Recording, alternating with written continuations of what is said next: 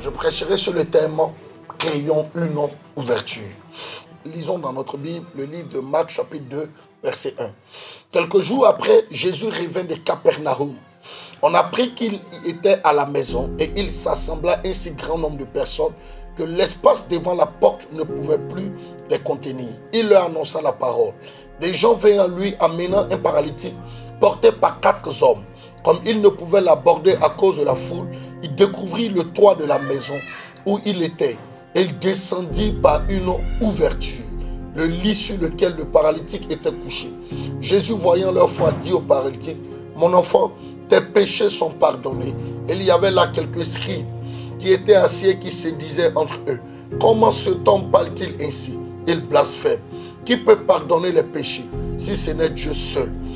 Jésus, ayant aussitôt connu par son esprit ce qu'il pensait au-dedans de leur dit, « Pourquoi avez-vous de telles pensées dans vos cœurs? Lequel est le plus aisé de dire, tes péchés te sont pardonnés, ou de dire, lève-toi, prends ton lit et marche ?» Voici un texte que nous venons de lire qui parle de l'histoire d'un paralytique. Jésus, ayant fini de prier à Capernaum, va se retrouver en train de rendre ministère dans un lieu. Et la Bible déclare qu'il était en train de prêcher dans ce lieu. Il y avait tellement la foule que tous les endroits étaient fermés, bourrés de monde. Et la Bible déclare que 4 personnes ont soulevé un paralytique. Ils sont arrivés avec cet homme dans l'espoir que Jésus prie pour cet homme et qu'il retrouve la guérison. Pendant qu'ils arrivent sur les lieux, la Bible déclare qu'il n'avait pas d'ouverture. Pourquoi? Parce que toutes les portes étaient bourrées de monde. Et ils ont regardé, ils ont dit, faisons-le passer par une ouverture. Autrement dit, faisons-le passer par le toit. Il fit passer cet homme par le toit. Et la Bible déclare que cet homme est descendu devant Jésus. Jésus lui a dit, tes péchés te sont pardonnés. Lève-toi, prends ton lit et va chez toi. Bien-aimé, écoutez-moi très bien. Le texte est tellement clair et tellement intéressant. La Bible dit, tout était fermé. Comme aujourd'hui, toi qui m'écoutes, tu m'entends, tout est fermé autour de toi. Tu te dis, il n'y a plus d'issue, il n'y a plus d'espoir. Où est-ce que je ferai? Comment est-ce que je ferai? Qu'est-ce qui sera de mon lendemain? Quand sera-t-il des jours qui arrivent? Mais la Bible est claire là-dessus. La Bible dit, tout le monde était assemblé.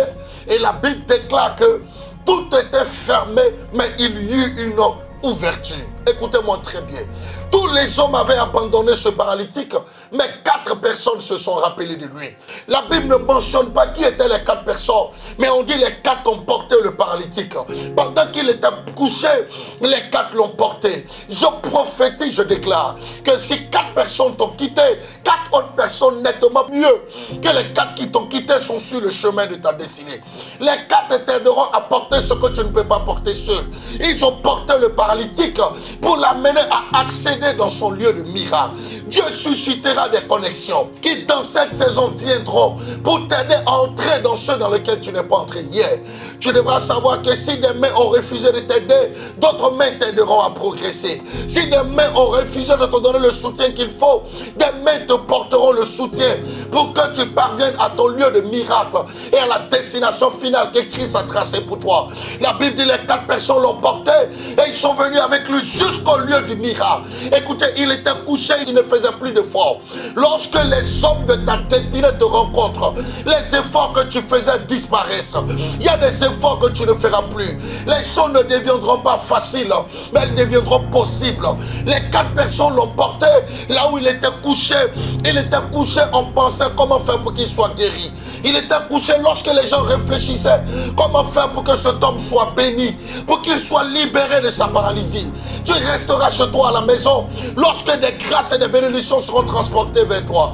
La Bible dit que Ésaü allait dans la brousse pour chercher le gibier, mais la Bible déclare que Jacob l'a trouvé dans la maison. Je veux déclarer sur la vie de quelqu'un, ce que les gens vont chercher loin, ce que les gens vont très loin pour le chercher, toi ça va te trouver là où tu es, par le nom de Jésus-Christ de Nazareth. Nazareth. Et la Bible déclare, ils l'ont fait entrer dans le lieu de miracle. Et Jésus l'ayant vu, il dit, tes péchés te sont pardonnés.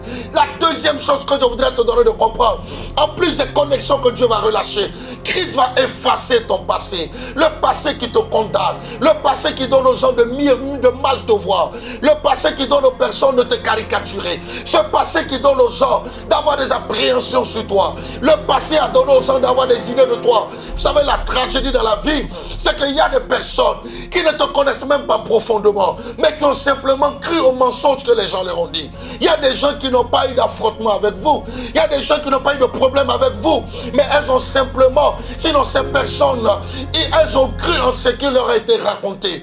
Vous devez savoir que les rapporteurs sont là pour rapporter.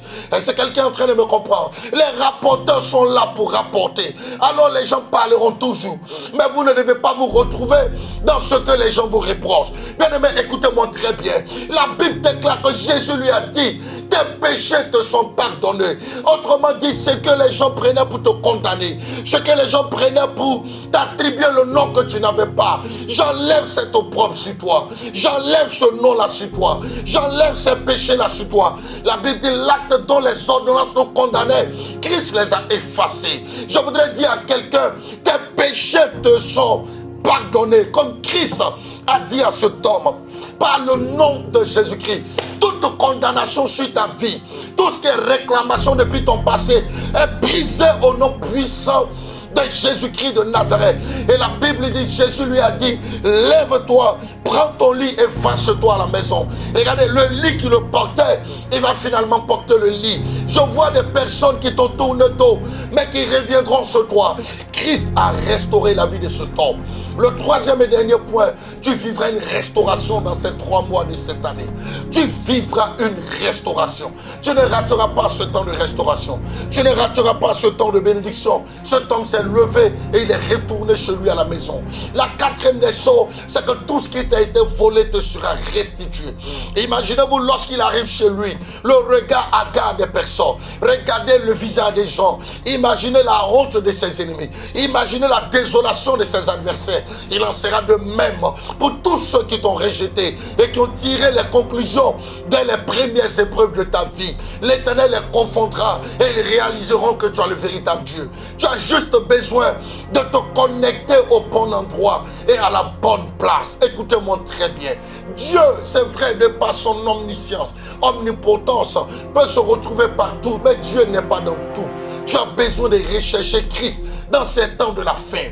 Nous sommes dans des périodes très sensibles. Nous sommes dans des périodes, je dirais, très compliquées. Mais toi, en tant qu'enfant de Dieu, quelle attitude voudrais-tu avoir?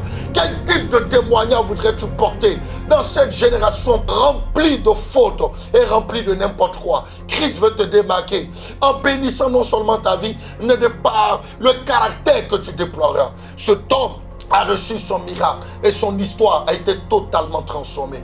Il en sera de même dans ta vie. Je sais qu'une ouverture sera créée au nom de Jésus-Christ de Nazareth. C'était votre serviteur, le prophète Palinfo. Que le Seigneur vous bénisse, que sa grâce soit sur vous. À l'Académie des champions, nous formons des champions pour la gloire de Christ. Amen. Récapitulatif.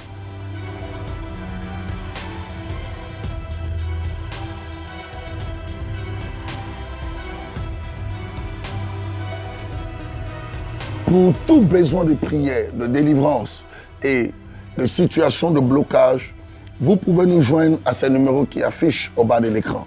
Que le Seigneur vous bénisse et que la grâce de Dieu soit sur vous. À l'Académie des champions, nous formons des champions pour la gloire de Jésus-Christ, notre Seigneur et Sauveur.